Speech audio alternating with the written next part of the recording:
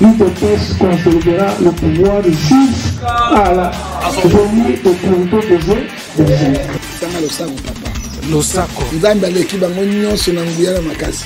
Losako prophète. Babomba kanzambe ya belikambo te. Da senga baka makabile. Okuna yo kenda bangai. Tabia sakani na bango kwa bambo. Autant combat Fayulu te olingi ba yo ka ondengene. Faut le bela Fayulu. Bonjour Ndeko Ousmane. Voilà, alors l'opinion m'a comme regretté le comportement de l'Union sacrée, surtout l'UDPS, vous avez prôné les sociaux congolais où ils avaient bataille dans le pouvoir, mais les autres problème à RAM, une grande réunion, il y a des députés de l'Union sacrée, se réunir dans l'hôtel du fleuve pour sauver l'air ministre qui passe. Le monde dit que c'est trahison. L'Union sacrée, ils ont vision aussi. Merci Ndeko Ousmane. D'abord, il faut dissocier l'UDPS dans le gouvernement. L'UDPS, c'est un parti politique. Le pays est géré par le gouvernement et non par l'UDPS. Donc, il y a des institutions qui sont habilitées de gérer le pays. Et ce n'est pas un parti politique qui gère le pays. Ça, c'est une précision qu'il fallait qu'il nous apporte sur eux. Mais par rapport à la vision, chef par rapport à la vision du chef de l'État, je fustige aussi cette attitude du bureau de l'Assemblée nationale et j'interpelle aussi le président de l'Assemblée nationale. Namoni que atomé na piège ya vice-président naï. Parce que l'attitude wana baloleng wana tobi que yende mtoza nango trop. Alors le président, c'est un ancien politicien dans ce pays. Et il doit comprendre que non, il faut bima vite, sinon il faut salir. Il faut salir et qu'il y a crise entre les bureaux et le Parlement. Et le député, parce que déjà, dans la réunion et à lobby, dans l'hôtel du fleuve Congo, Satanda qui malamouté. Tango bureau ezali koluka imposé na ba député que ba interpeller les ministres qui basaté bolie ba supprimer taxe ya ram nyonso ba supprimer kaka nani bena o etali opération ya deuxième génération ya ba téléphone. Or ba député ba lobby il faut ba supprimer nyonso pour une simple raison que cette taxe est allée dans le soubassement juridique. Mon côté, tout à l'heure que non, baké ko contrôler même la direction générale des impôts. Ba moni place mon côté ba versa bambongo o nyoso tonde ko na biso ministre nazali kozwa. Alors toza ko senga ke bureau éthique attitude wana eza ko remettre en cause l'indépendance. Il y a esprit, il y a des députés, alors qu'un député est censé de contrôler et de légiférer les lois, à contrôler l'entreprise publique, à contrôler l'institution, surtout, les rôles nabango. Batika yabango, liberté nabango, basala musala ndenge et sengeli. Soki bango bazana nyongo ya kibasa. Et qu'à fait ça qui bango, moi mike po ba kende ko défendre yé, c'est ici que j'appelle l'IGF et toutes les instances habilitées à recevoir le contrôle, balande la biloko, on a surtout la lutte contre la corruption, balande la bango pour établir la responsabilité. Donc, on a interpellé le président de l'Assemblée nationale, Bima Najeya Mouto Yaza Pembe Nayoana. Je suis sûr que Yenem Tawakoti c'est la biloko. Et j'interpelle aussi le Premier ministre. Parce que lui, il a lâché lors de cette réunion qu'il a fallu d'abord au niveau de l'Union sacrée de l'opposition, qui est une réunion entre la majorité de l'Union sacrée et le gouvernement pour essayer un peu de statuer sur la question concernant l'interpellation du ministre au niveau du Parlement. Mais non, monsieur le ministre et le Premier ministre, l'Union sacrée ezali caisse de résonance té ezali peu place oyo bakoki ko entretenir ba mafia te ba voleur te ya ba deniers publics. Ce qui l'Union sacrée a majorité pour défendre les voleurs n'a ko regretter na ba propos na yo.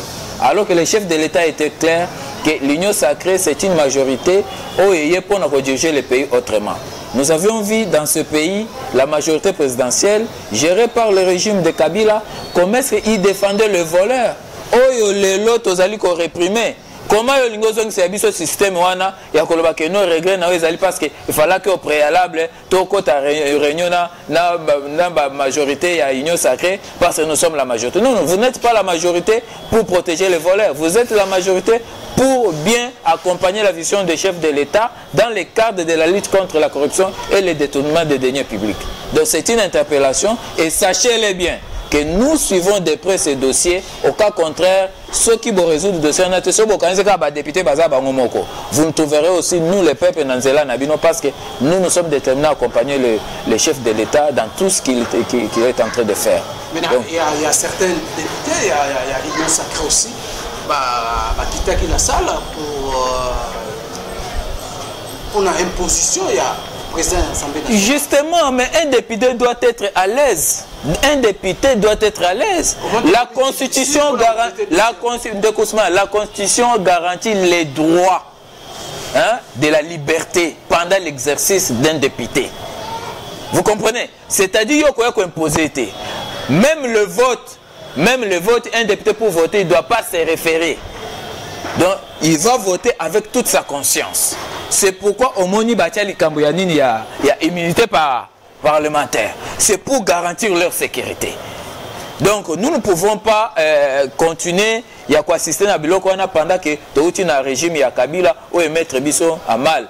Tolingi batika ba député basa nini ba jour na rôle pour na nini te tant ba invité ba le reste des députés des ministres et consorts pour na nini te le bureau ba chisaki ndenge baza ko agir lelo contre pour na Kibasa. Il a fallu qu'ils agissent aussi avant ndenge baza ko agir en faveur de Kibasa. Donc ce n'est pas bon. Attitude douana et Kofingi sa chef de l'État, ça c'est une façon de donner la matière aux adversaires politiques des chefs de l'État pour qu'ils exploitent ça. Dans le cas il y a des meetings, des réunions, et nous sommes contre ça. Bonjour, honorable Polydor. Bonjour, Ousmane. Voilà, alors, on a une réaction premièrement par rapport au dossier RAM. Tout le monde, député Union Sacrée, salarié réunion nene na président na bureau Assemblée nationale pour que meka sauver ministre Kibasa. Na habité bino ba combattant IDPS comment bozwa kinano makani bokanisi nini na makaniso bureau Assemblée nationale za na ko bino combat na bino zalaki combat ya ko les sociétés d'abord ya peuple au peuple aso décrier peuple aso ko ganga tongo butu moi pona ramu wana fo balongola yango mais to moni bino Union Sacrée na bino IDPS moni bo protéger ministre Kibasa. Bon, merci beaucoup Nandenge Opesinga parole. Na banzi IDPS na politique na ye datant. Azali pour na ko sala état de droit. Na état de droit ezali respect à ba texte. Oyo biso toye ko sala un peu différence. Faut qu'on sala la part des choses. IDPS étant to lingaki to kota na bokonzi o to zali lelo. Toya quitté pour na ko cautionner mabe oyo to bandaki ko condamner avant na régime ya Kabila. On va dire Fayulu, comme député Mouzitu, comme premier ministre Moïse Katumbi, comme gouverneur. Donc, na lingina lobate, toya qui pour la cautionner ma béwanate, mais biso toya qui pour le changement. IDPS toza ko condamner likambo ya ram oyo peuple nyoso toza ko condamner. Différence ya IDPS na régime ya Kabila na Fayulu, ezali ke biso place mabe ezali toza ko condamner yango. Ngamoko naza victime ya makambo yo ya ram. Lelo na tongo nazalaki na problème na parquet na uti kotinde l'avocat na ngai unité ya 5000 francs. Na bengiye avocat lobi unité ajuité. Toza choqué na likambo wana. Naza ko senga na ba député oyo yebisinga soki bazo sala réunion quelque part naza ko confirmer yango te. Yo yebisinga yi me ngai moko po na ngai na yebi na noté na confirmer yango te fona zo information pa ba combattant mususu po yebi ke IDPS eza partout eza les plus informés na Congo mobimba soki basala ki réunion wana naza ko interpeller na ba député naza ko interpeller na président ya Assemblée nationale baye ba yango bien que peuple oyo a voté ki bango apesa ki bango mission mibale selon la constitution mission ya ko légiférer na mission ya ko sala contrôle. Topesi bino pouvoir wana na ndenge ba résultat bimaki na élection pour boye ba ko sa musa malamu D'ailleurs, ministre est en Tchaki, les opération ya RAM, Bino, Boyebaki Yango, à travers le gouvernement, Ndenge Masolo ane le kaki. Soki ministre, Nandenge ayaki na idée ya RAM, ezalaki malamu, et que exécution nango ezali mabe, tokosenga na bino ba député, surtout na bureau ya Assemblée nationale, à travers le président Mbosso, otika liberté d'expression, accompagné par député ba kosa musala bango. Biso toye ko cautionner ma BT. S'il vous plaît, monsieur le président de l'Assemblée nationale, pesa ba député pouvoir na bango, ba ko interpeller ministre wana. Soki azali quitte to azali innocent na makambo baza ko accuser, je pense que ba député baza ba responsable. Mais soki ayebi quelque chose na makambo baza ko accuser, il doit répondre. Donc IDPS tozali ko soutenir eloko wana te. Toza contre yango comme peuple congolais nyo surtout pour biso beba na IDPS, toza na kati ya population. Bon quand c'était que toza population moko à part. Toza peuple, toza ko subir likambo ram, to lobi kaka te ke ba longola ram. Mais il faut dossier oyo ya ram et landama na ba député ba yeba ko bengisa ministre aya ko répondre. Biso to sengi ndenge wana. Au cas contraire, biso to ko senga à Lungwa, tu as démissionné selon la démocratie. Voilà, alors l'opinion, Ndeko Fayulu a eu raison. Avec la deuxième grossesse, c'est FCC innocent. Comment vous protéger le ministre Nabino innocent? Ndeko ancien modèle, il y a FCC. Fayulu a eu raison. Na bandi soko comparer régime ya Kabila na Fayulu na Muzitu par rapport au régime ya Tshisekedi différence ya makasi. Tant que Kabila na Fayulu bazaki na régime na bango pendant au moins 21 ans koya AFDEL ti ndenge IDPS eu pouvoir na 2018. On compare on a Tshisekedi. Yo somona na mboko ba interpeller ministre. Banda yo ebi Kabila na Fayulu ndenge ba digisha kimboko yé na parlement, Kabila na exécution kuna na pouvoir na présidence. Yo tika ko mona place Fayulu na régime na bango batikali ko bengisa ministre azolenga. Il n'y a pas match. Il y a vraiment une grande différence. Biso tozali kolobake différence ezali makasi. Continuité ezalité. Par contre rupture ezali makala. Tshisekedi oyo lelo yo abangisi même ba konzi ya l'armée. Méthode tozomona eza ba méthode ya bango FCC. Non. Omoni mwana oyo tata na kolisa bango na mbonga moyibi po yebike ba parents mingi bazali miyibi. Ayibaka bana ne baliaka mbonga moyibi bayaka kokanga tata na bango na misu na bango siko so bayebisi tata baninga yibaka ta kondima te. C'est un problème que to sengeli to bunda nango na Congo etikalaki lokola mode de vie bakonzi ya mboko bamesanaki na moyibi mbula na mbula siko na mentalité peuple congolais bayebika ke soko mokonzi fo yiba mais nzamba asali grâce na Congo atindi un homme honnête akola na famille ya Etienne Tshisekedi mais aza pe politicien. Azapé son fils, il y a Tshisekedi du côté politique. Donc c'est un homme honnête. C'est vrai, Azan Zambeti, Azan Moussantoute.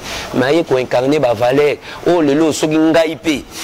Na ju fonction na kati ya mboko yo na kozalaka na lokolo wana Tshisekedi. Yo soki bato bazoyemba na nzela na marche ya Tshisekedi moyibi. Tshisekedi kabwana na Kabila, Tshisekedi yo pona nini boy. Non babenga te Tshisekedi moyibi. Donc mais il faut pas bien Félix Tshisekedi parce que comme on est ya famille yango wana Tshisekedi na Kabila nano bayembi te en tout cas à moins que na sala ignorant yo za journaliste sur le terrain vraiment ngai personnellement tisikoyo est-ce que ozoyeba ke tindenge tozalia wa batu nyoso badirigaki na tango Kabila babimi ba millionnaire Kabila sombi zamba monene lokwa kingakati yebisanga zamba Félix Asombi Kabila somba balio okoye bisanga tanyo Félix Asombi. Donc Félix ndenga zawana ayaki te po koma na mbongo. Félix azo diriger mboka autre na par rapport à Kabila diriger kimboka. Félix ayi pour rendre service na population. Je pense que toko citer likambo gratuité enseignement. Na ko parler likambo ya ko kanga baoyo baza ko yiba mbongo à l'état. Lelo autant to se IGF. Oyebi ka IGF bato bamoka César Mayasika. Peuple congolais be IGF te. OK, IGF existait depuis tant Mobutu célèbre information nazali na yango. IGF existait tant Kabila et muta suspendaki yango ezaki Muzitu na Fayulu na 2011 et bande ko sala kaka po ba yebi mission ya IGF eza nini ko auditer na ko contrôler donc on a bango baza ba spécialiste na moyibi bon nazo ka likambo ya expérience ba parla ngo trop hein Tshisekedi n'a pas l'expérience. Bataille de pèse bako diriger mboka te. Est-ce que vous avez bien oh. Mais vous avez bien bamibo bayiba c'est la politique vous avez bien compété à ça. Mais biso ne batu ba préparer na Tshisekedi poto diriger mboka. Tala lelo Félix ndenga zu pouvoir. Vous avez bien que Félix a eu pouvoir na contexte moko ya crise. Maintenant ndenga zo bimisa mboka na crise. Likambo guerre na est yebisanga Félix mutuna makolo azaki wapi. Batu ba na guerre na mboko eza fayulu na muzitu na kabila te. Oye bango te Tshisekedi yebisanga dirijaka wapi oya yebi makambo guerre lelo guerre ezokende male mbona koko na suka. Yo yebisanga lelo makambo to sali ya gratuité enseignement. Yo yebisanga lelo yo IGF ya komi kokanga batu bakomo banga mbonga leta nga naza na pasteur moko sala na niveau ya sekopé. Lelo yebisinga me biso kuna soko olingo signer papier faut la ta manette omoni manette tourner sur la lata na film atente. Pour signer document, il faut la bien. Faut signer ma bébé Kangayo. Donc vraiment pour l'option de Ousmane, il n'y a pas match entre régime à Kabila et régime à Fachi. Nazo senga na peuple congolais pour na passer message na Obosana. Bon moni makambo to sala ki élection en 2018. Na kozo nga même si ma 2006 2011.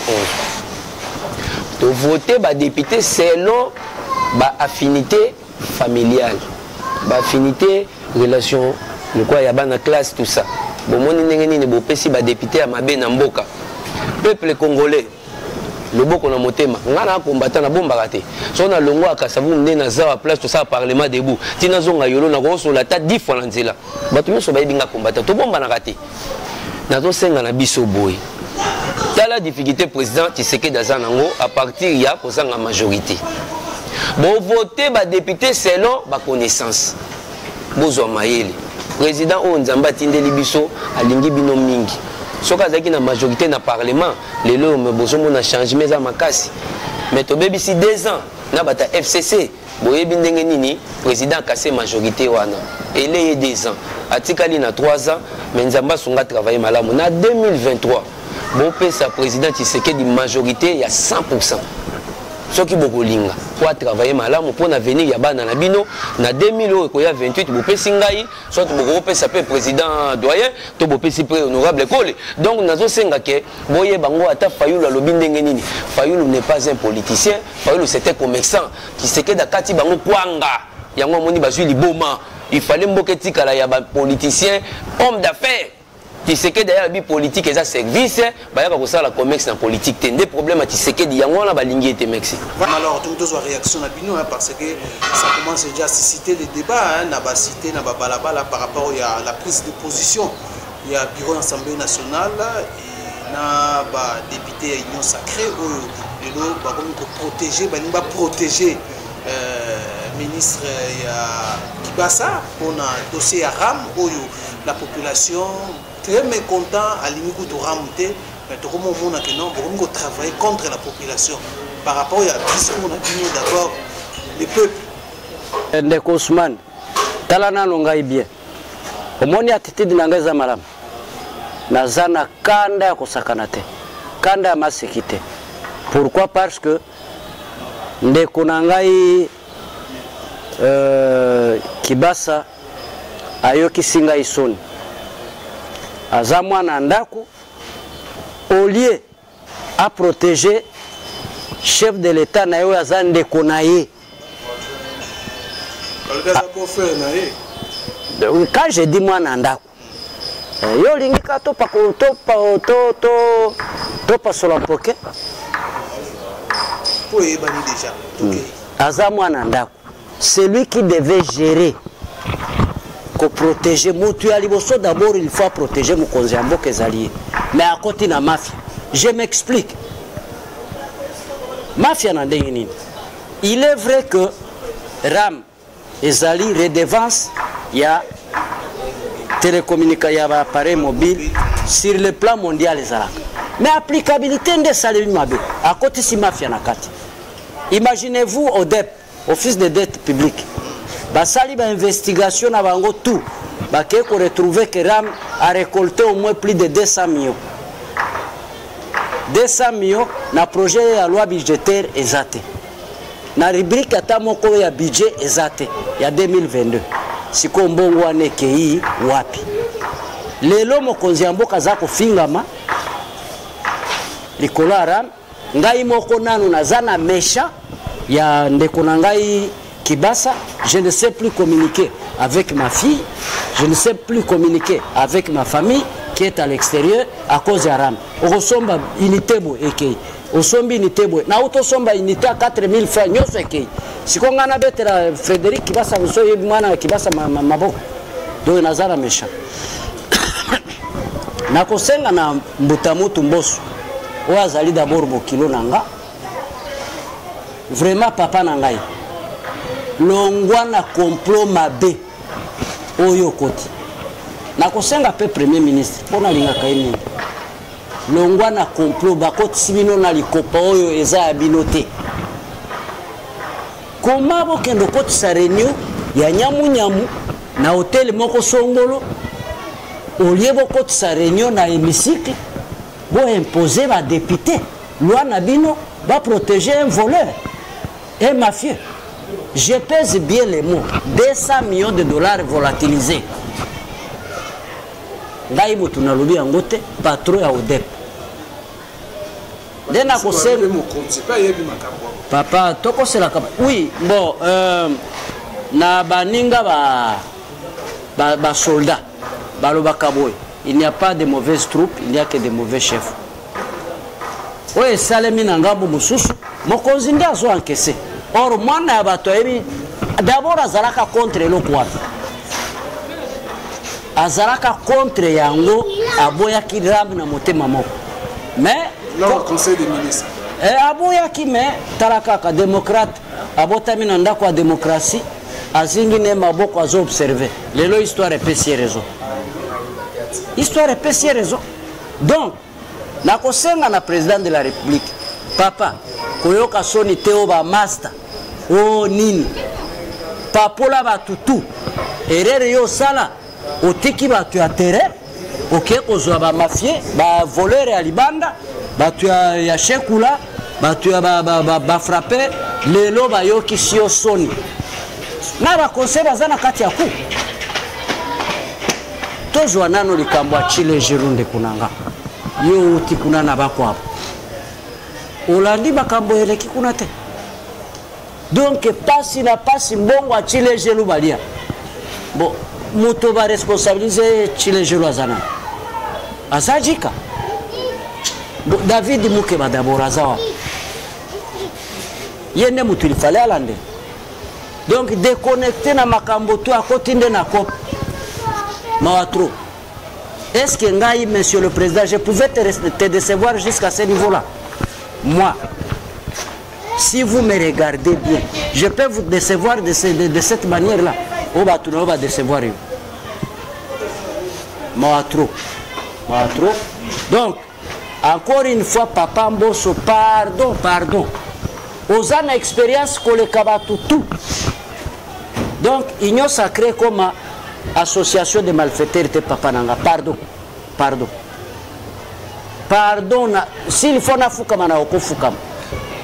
Donc, qu'on protéger Mibité. Biso Tobundaki pendant 37 ans pour instaurer un état de droit na démocratie. Transparence na mbongo à l'État. Si on a voyager, Azozong Sambongo na l'État. Abengi Nicolas Kazad, les vaillants ministres, je confirme bien, les vaillants ministres, il y a finance. Ou même à Katiba journaliste souffle dans Mituna. Chef de l'État c'est Nicolas. Ça a de sorte que pesa kagambongo amukeso ina lingina kende voyage. Mais lelo ba voyage belé a récolté bambon. Chaque voyage a joué un bon. Ousmane, oui ba labo ba pesier combien? 1 milliard, donc à Zozo on a 1 milliard dans poche. Sans compter les blindés, il y a pas militaire. Et c'est un côté. Donc 2023, m'a appelé, Nabanoko, Bazako, Lobaloba, Ndekosman, nous allons meeting Anji. Fayoulou, changer discours Ndekonanga. Changer discours. Ozamwana balabala Chikapa, Oyebinege Tukundai, grand frère Nayo, Nazo Peso Toli changer discours. Félix Azande Konayo, Kende Boku Tanoko tapé na mangeoire. Voilà, alors, on a une question.